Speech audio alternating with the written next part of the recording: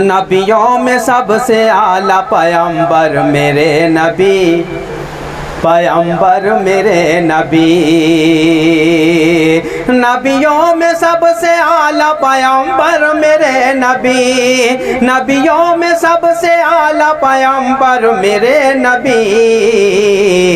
सब एक नदी है और समुंदर मेरे नबी, समुंदर मेरे नबी। नबियों में सबसे आला पैगंबर मेरे नबी।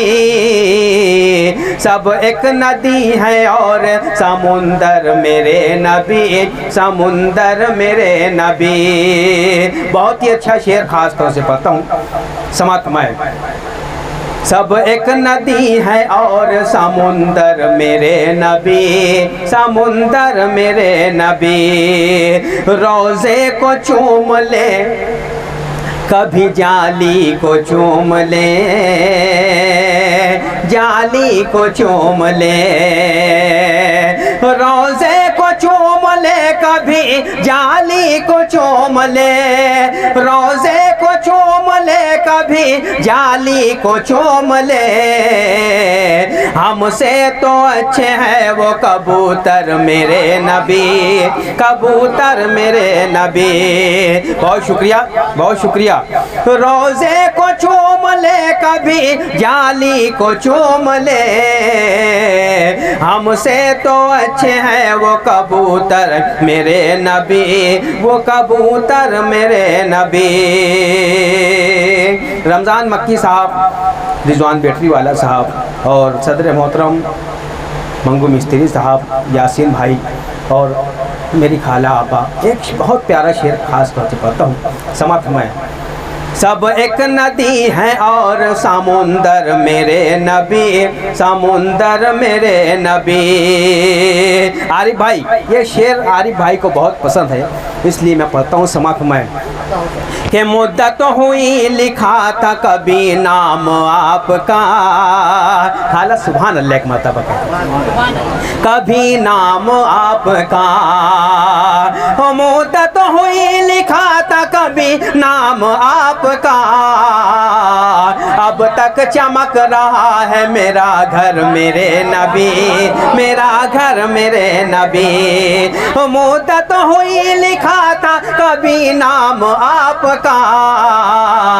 अब तक चमक रहा है मेरा घर मेरे नबी, मेरा घर मेरे नबी। नबियों में सबसे आला पैगंबर मेरे नबी। सब एक नदी है और समुंदर मेरे नबी, समुंदर मेरे नबी। बूजहल बौखला गया जब हुक्म पाते ही, इकबाल भाई हाजी साहब खास तौर से। बूजहल बौखला गया जब हुक्म पाते ही, जब हुक्म पाते ही। बूजहल बौखला गया जब हुक्म पाते ही। मुट्ठी में कलमा पढ़ दिए कंकर मेरे नबी, कंकर मेरे नबी। बूजहल बौखला गया जब हुक्म पाते ही। मुट्ठी में कलमा पढ़ दिए कंकर मेरे नबी, वो कंकर मेरे नबी। थोड़ी सी भीख अपने पसीने की दीजिए, पसीने की दीजिए। मक्ते से पहले आरिफ भाई ये आखिरी शेर पढ़ता हूँ, समाप्त में। कि थोड़ी सी भीख अपने पसीने की दीजिए। कब से खड़े हैं दर पे गुलेतर मेरे नबी, गुलेतर मेरे नबी। बहुत शुक्रिया। थोड़ी सी भीख अपने पसीने की दीजिए। कब से खड़े हैं दर पे गुलेतर मेरे नबी, गुलेतर मेरे नबी। लिखने से और पढ़ने से बस नात आपकी। बहुत ही प्यारा शेर ये मक्ते का खास तौर से समाप्त में। कि लिखने से और पढ़ने से बस नात आपकी, हाँ नात आपकी। लिखने से और पढ़ने से बस नात आपकी, आज़ाद से हुआ हूँ मैं अनवर मेरे नबी, अनवर मेरे नबी, आज़ाद से हुआ हूँ मैं अनवर मेरे नबी, अनवर मेरे नबी, नबियों में सबसे आला पैगंबर मेरे नबी, सब एक नदी है और समुंदर मेरे नबी, समुंदर मेरे नबी। और कुछ न कहते हुए हिफाजत ग्रुप के सदर और हिफाजत ब्रिगेड के डायरेक्टर हैं अल्हम्दुलिल्लाह मन्नत मिसरों से इज़हार ख्याल के लिए उन्होंने दावत कलाम को बतौर खास आज़ाद सर कि क्या खबर थी कि वो पहले तो दिलासा देगा, क्या खबर थी तो पहले तो वो दिलासा देगा, बीच मैदान में फिर लाके धोखा देगा, उसकी फितरत में सियासत में तुझे याद रहे वो बुझाए कर लेके आपको भड़का देगा। तुझे तालियों में जनाब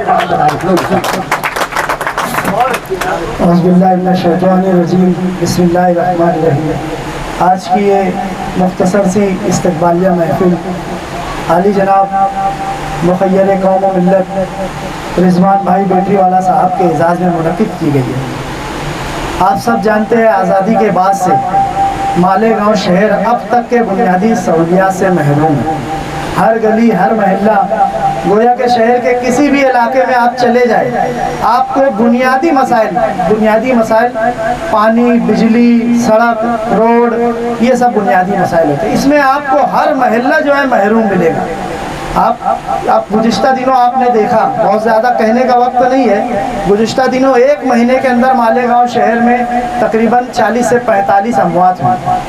और उन अमवात की जब वजह रिजवान भाई बेटरीवाला साहब ने शहर के सरकर्दा शख्सियात को जमा किया और जब उनसे मशवरा किया तो ये बात सामने आई कि इसकी सबसे अहम वजह जो है वो अतिक्रमण है। और अतिक्रमण वाले कोई इंडिया और पाकिस्तान के बाहर के लोग नहीं हैं, सब यही मालेगांव के लोग रहने वाले हैं। अतिक्रमण करने वाला भी मुसलमान है, रोड पे चलने वाला भी मुसलमान है और जो मर रहा है वो भी मुसलमान है। हम किसी गैर को दोष नहीं दे सकते। इसमें सबसे बड़ी गलती किसकी है? इसमें सबसे बड़ी गलती जो है शहर के नुमाइंदगी की है। शहर में ऐसा कोई नुमाइंदा पैदा ही नहीं हुआ जो अतिक्रमण हटा सकता है, क्योंकि इनको पता है अगर अतिक्रमण पे बात करेंगे तो इनकी वोट तो जाएंगी, इनका इक़्तिदार भी जाएगा। एक वाहिद मर्द मुजाहिद यहाँ बैठा हुआ है रिजवान बेटरीवाला, इसके अलावा मालेगांव शहर के अंदर किसी लीडर में दम नहीं जो अतिक्रमण को हटाकर बताए। रिजवान भाई बेटरीवाला अभी 6 दिन पहले मौलाना मुजद्दिदी साहब उसके गवाह, कारपोरेशन के अंदर एक धरना आंदोलन किया।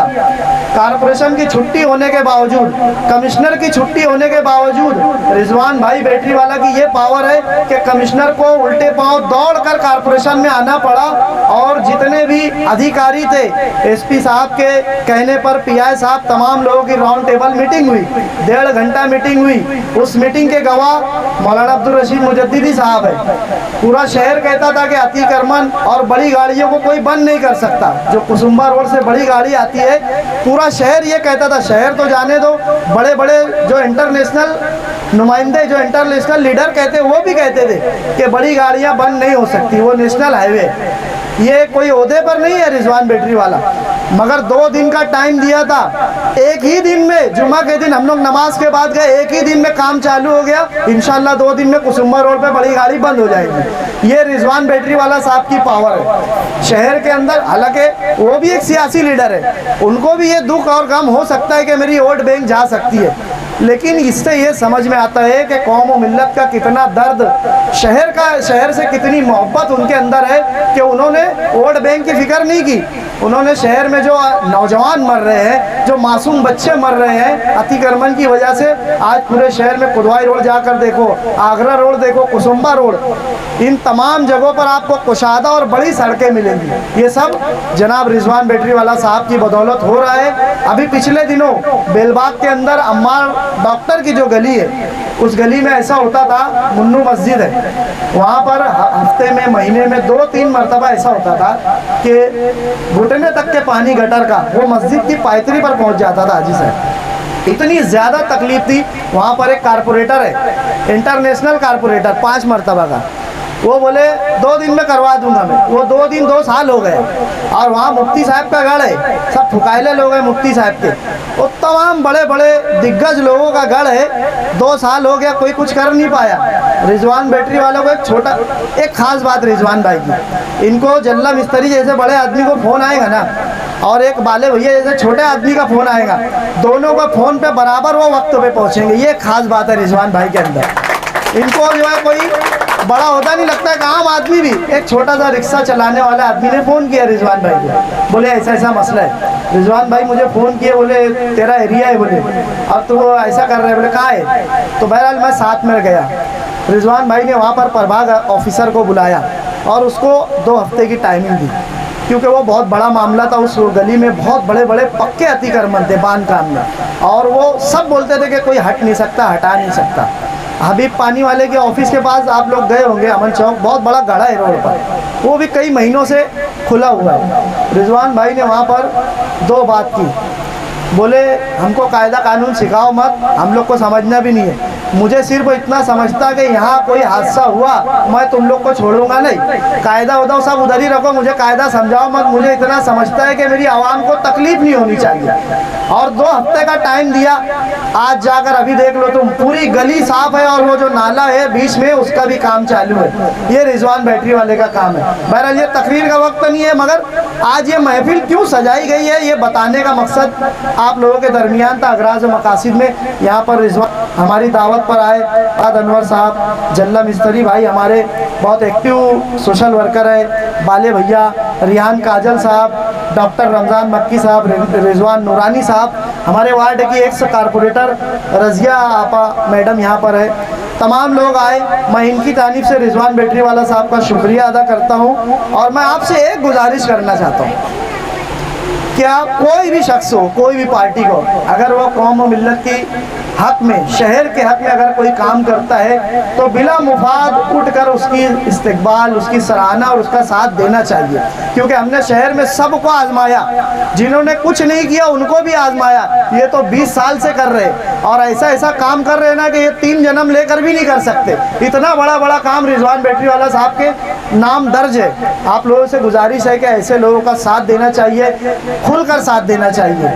मैं मौलाना अब्दुल रशीद मुजद्दिदी साहब का शुक्रिया अदा करता हूँ कि उन्होंने बर वक्त सही फैसला लिया और एक सही खादिम का यहाँ पर इस्तकबाल के लिए जमा किया।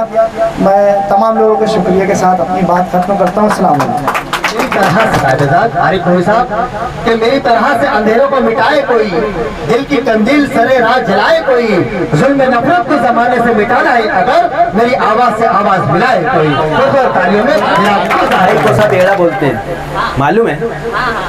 याद है ना? याद है ना? क्यों बोलते हैं? गटर में लौटने लगते, वो बोलते हाँ, तो मालेगांव शहर की ये तारीख रही है कि जो काम करने वाला है वो एड़ा ही रहता है। रज़िया खालों को भी लोग एड़ा ही बोलते हैं ना, है ना? कारपोरेटर रही, कोई जायदाद नहीं बनाए, है ना? लोगों का काम किए, लोगों की खिदमत किए, आपदा आपा सब एड़े लोग हैं। ये रिजवान भाई सबसे बड़े एड़े हैं। फ़ोन कर दिए, अभी देवी का मल्ला जिसको बोलते थे अख्तराबाद, वहाँ पर जो अच्छी जगह थी, हमारे हरदिल अजीज़ एमएलए के दौर में अच्छी जगह थी वहाँ पर। तो जब वहाँ पर गए तो देखे तो वहाँ डुबकी लगाए, यार चलो इनके दौर में एक तालाब बन गया यहाँ पर, तो डुबकी लगाए वहाँ पर ये रिजवान भाई ने। तो उसके बाद जो कमिश्नर था हमारा वो घबरा कर आया। तो सब देखी हुई बात बता रहा हूँ मैं, कोई किसी का मैं कोई हमदर्द तो हूँ नहीं, जो देखता हूँ बराबर बोलता हूँ। वहाँ पर सब इतना ज़्यादा मामला हो गया, कमिश्नर को आना पड़ा। उसके बाद हरदिल अजीज़ एमएलए उनके बाजू में खड़े हो गए। सही है कि नहीं? काम कौन कर रहा है? और क्रेडिट लेने को सब पहुंच जाते। तो अक्लमंद लोग हैं वो, अक्लमंद लोग हैं। और हमारे शहर का एक अलमिया रहा है, जो खूब मीठी बातें करता है ना, तो इक़्तिदार उसके हाथ में देते हैं। यार क्या अच्छा बोला यार, उसको दे दो यार। लेकिन एक दरख्वास्त तो रज़िया खाला में करने के लिए खड़ा हुआ हूँ कि रिजवान भाई वो आगे क्या करेंगे क्या नहीं, उनका ईमान। लेकिन आज जिस ढंग से वो काम कर रहे हैं, जो उनके अंदर पावर है, उनको ताकत देना चाहिए। मैं 2-3 जगह बोल चुका हूँ इनके बारे में। मैं तो इनके साथ रहूँगा, कोई बगैर लालच के बिगड़ है ना। 4 मिसरे पढ़कर अपनी जगह लूँगा कि शेर हमारा जब मैदान में आता है, क्या बात है। शेर हमारा जब मैदान में आता है, इसकी दहाड़ से हर कुत्ता घबराता है। दुनिया भर के मर्द मुजाहिद लोगों में रिजवान अपना नंबर 1 कहलाता है। बहुत शुक्रिया। सितमगर भी आएंगे, सितमगर भी आएंगे, माना के जुल्म करने सितमगर भी आएंगे, लेकिन उन्हें मिटाने कलंदर भी आएंगे, कलंदर भी आएंगे, लेकिन उन्हें मिटाने कलंदर भी आएंगे, कलंदर भी आएंगे। इस वार्ड की तरफ से रजिया खाला आबदा आपा की तरफ से शेर मैं देना चाहता हूँ कि जब जब यजीद वाले उठाएंगे अपने सर, उठाएंगे अपने सर, जब जब यजीद वाले उठाएंगे अपने सर, तब तब हुसैन वाले 72 भी आएंगे, 72 भी आएंगे। बहुत शुक्रिया। रिजवा मुखालफत से तू डरना नहीं कभी, डरना नहीं कभी, रिजवा मुखालफत से तो डरना नहीं कभी। अरे शाखों पे फल लगे हैं तो पत्थर भी आएंगे, पत्थर भी आएंगे, शाखों पे फल लगे हैं तो पत्थर भी आएंगे, पत्थर भी आएंगे। मैं आए हुए तमाम ही सामाईन की तरफ से बिलखुसूस आरिफ नूरी इनकी जानिब से रिजवान भाई को इस शेर के साथ आवाज़ देता हूँ कि वह हमारे बीच आए और अपने मखसूस अंदाज में अपने ख्यालात का इजहार करे कि मिट्टी से कभी अपनी बगावत नहीं करते। रिजवान भाई मिट्टी से कभी अपनी बगावत नहीं करते, शोहरत के लिए गंदी सियासत नहीं करते, मिट्टी से कभी अपनी बगावत नहीं करते, शोहरत के लिए गंदी सियासत नहीं करते। हम अपनी हिफाजत यहाँ खुद करते हैं क्योंकि कुत्ते कभी शेरों की हिफाजत नहीं करते। अस्सलाम वालेकुम। आज के इस प्रोग्राम के आली जनाब सदर साहब, मेरा छोटा भाई आज़ाद अनवर साहब, इकबाल भैया, डॉक्टर साहब, मेरे अज़ीज़ आरिफ नूरी साहब और मेरे नौजवानों, हमारे बीच में हमारे वार्ड की एक्स कारपोरेटर, हमारी बड़ी बहनें, मैं रिजवान बैटरी वाला बहुत छोटा आदमी हूँ, मेरी ना कोई औकात है ना हैसियत है। मेरी एक छोटी सी कोशिश होती है कि शहर की आवाम को किस तरीके से राहत मिले। मैं आज़ाद भाई और इन लोगों की तरह शायर नहीं हूँ, शायद ही मेरी इतनी ज़िंदगी में कभी एक आधा शेर भी नहीं बोला हूँ, क्योंकि मुझे आता ही नहीं है। मैं आप लोगों से एक मुहद्दबाना अपील और गुजारिश करने के लिए यहाँ आया हूँ। मेरे भाई ने कहा कि हम रिजवान बैटरी वाले को वैसे ही देखना चाहते, मैं अभी चाहूँ तो इंशाअल्लाह बाजू के भी हिल जाएंगे, सब हिल जाएंगे, लेकिन खैर मकसद वो नहीं है। मैं आज देखा कि इस प्रोग्राम को स्टार्ट करने से पहले कलाम पाक की जो तिलावत किए, टी शर्ट पहने हुए, जीन्स पैंट पहने हुए, मैं हमेशा कहता हूँ कि मालेगांव शहर में ऐसे ऐसे हीरे हैं कि जिनको पहचानना कोई बहुत उत्तम जोहरी का भी काम नहीं है। हम सोच नहीं सकते कि हमारे बीच में जो बैठा है वो क्या है। बस अफसोस है कि हम सबको जंग लग गया है।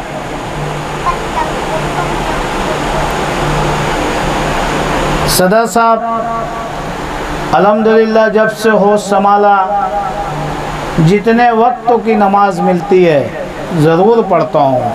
कोशिश होती है 5 टाइम की नमाज पढ़ूँ। हलाल रोज़ी कमाता हूँ मेरी बहनों, हलाल रोज़ी अपने बच्चों को खिलाता हूँ। करोड़पति आदमी हूँ, दूसरों के जैसे चुट्टा भामटा नहीं हूँ कि बैतुल माल लूट के और वाइट कपड़ा पहन के घूमूं।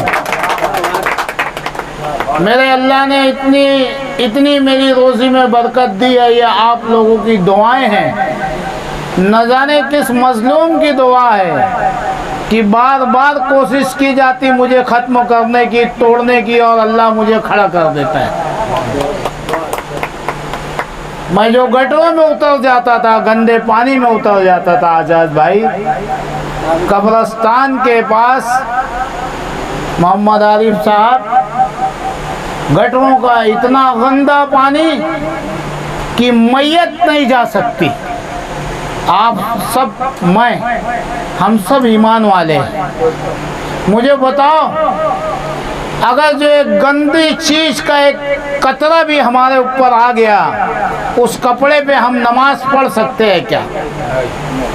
लेकिन आपने देखा, आप सब ने देखा, अपनी खुली आंख से देखा कि गटरों का पानी, गंदा पानी सड़कों पे बह रहा है।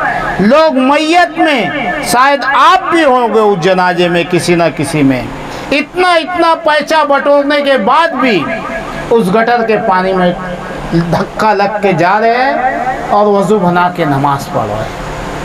मेरे पास तो कोई ताकत नहीं, मैं कोई जिम्मेदार नहीं, मैं आपकी तरह छोटा और मामूली सा आदमी हूँ।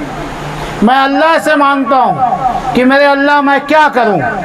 अल्लाह मेरे जहन में डालता है कि रिजवान तू यहाँ बैठ और इनकी बेइज्जती कर, बता इन बड़ी बड़ी बात करने वालों को कि तुम्हारी औकात यह है कि मुसलमान का जनाजा गटरों के पानी में से जा रहा है।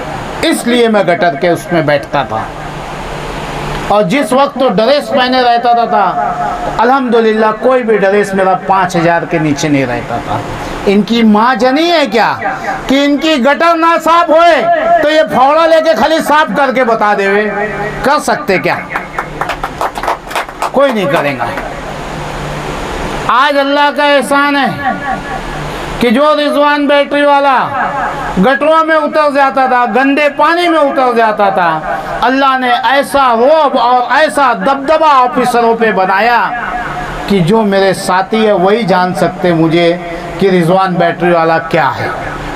जो लाइव देखता है ऑफिसरों से बात करने के लिए, वही गवाही दे सकता कि रिजवान बैटरी वाला क्या है। नहीं तो चंद टुकड़ों पे अपनी तारीफ करवाने वाले तो कम नहीं है। मैं आप लोगों से, इस बस्ती के लोगों से, आप सभी लोगों से एक अपील करने के लिए आया हूँ।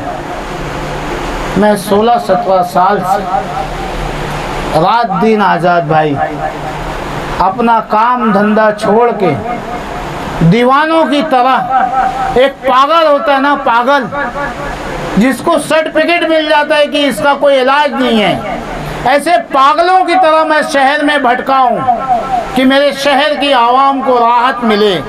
मेरे सामने वक्त का मौजूदा एमएलए हो या माजी एमएलए हो, चाहे कोई भी रहा हो, जब आवाम के दायरे में आया तो मैंने उसे कभी नहीं बख्शा। आज पूरे शहर में हाहाकार मची हुई है। अतिक्रमण को लेकर हम अपनी बहन बेटियों को गाड़ी पे बिठाकर कहीं से भी हम लोग चल नहीं सकते, हम लोग चल नहीं सकते। ये कौन सा तरीका है? कोई पढ़ा लिखा है कि नहीं? बात ईमान की करते हो, हलाल रोजी की बात करते हो, अतिक्रमण पे धंधा करना क्या है? उल्मा से रुजू होके पूछ लो कितना हलाल है और कितना हराम है, उल्मा तुमको समझा देंगे। मुझे तो अब सोचना पड़ता कि मालेगांव शहर के उल्मा को भी दिमाग लग गया है क्या? हक बात बोलने के लिए हिम्मत नहीं कर रहे। सियासी लीडरों का तो समझे कि मोरी रोटियाँ खसक जाइए। मैं उलमा से पूछ रहा हूँ तुम लोग की का खसक जाइए। अफसोस का मुकाम है। अजीज़ दोस्तों, मैं आपसे सिर्फ और सिर्फ एक अपील करने आया हूँ। आज आपने बहुत बहादुरी का काम किया है कि रिजवान बैटरी वाले का इस्तेकबाल करना। अच्छे जरूरत नहीं करते, सबके दिलों में कि रिजवान भाई का इस्तेकबाल होना चाहिए, रिजवान भाई का साथ देना चाहिए, लेकिन लोग डर जाते। आरिफ साहब, लोग डर जाते, लोगों को डराया जाता। अभी मैं यहाँ से जाऊँगा तो चेहरे गिने जाएंगे। के रहा बे, नात के पढ़े रहा, कुरान की तिलावत के किए रहा, के का बोलिस है ना। ये सच्चाई बता रहा हूँ मैं आपको। डराते लोगों को कि उसके साथ जुड़ना मत, लेकिन मैं आपसे एक छोटी सी बात कहना चाह रहा हूँ। कोई बात नहीं भैया, एक छोटी सी बात कहना चाह रहा हूँ। मेरी बहनों, अगर जो सच्चाई का साथ नहीं दिए तो कोई रिजवान बैटरी वाला जुर्रत नहीं करेगा कभी रोड पर उतरने की। कोई हिम्मत नहीं करेगा कि मेरी एक हामला बहन को जाने के लिए रास्ता है कि नहीं है, मरीज को जाने के लिए रास्ता है कि नहीं है, मैयत को जाने के लिए रास्ता है कि नहीं है, किनके साथ कितनी बदउनवानी हो रही है, इन बदउनवानों के खिलाफ बोलना चाहिए कि नहीं बोलना चाहिए। फिर कोई जुर्रत नहीं करेगा। क्यों? मैं 16 साल से देख रहा हूँ, सिर्फ भटक रहा हूँ, दीवानों की तरह भटक रहा हूँ। एक भी सियासी लीडर से मेरी जाति दुश्मनी नहीं है, कोई भी लीडर से मेरी जाति दुश्मनी नहीं है। हर लीडर जिसे आप फोन कर दो कि रिजवान बैटरी वाला मिलना चाह रहा है, खुदा की कसम उतनी टाइम लगेंगी उसको जहां होएगा वहां से यहां आने में। एक से भी मेरी जाति दुश्मनी नहीं है। मैं आपसे ये चाहता हूं, आप लोग मेरे अजीज़ों का साथ दें। मेरी टूटी फूटी टीम है, मेरी टीम को डराया जाता।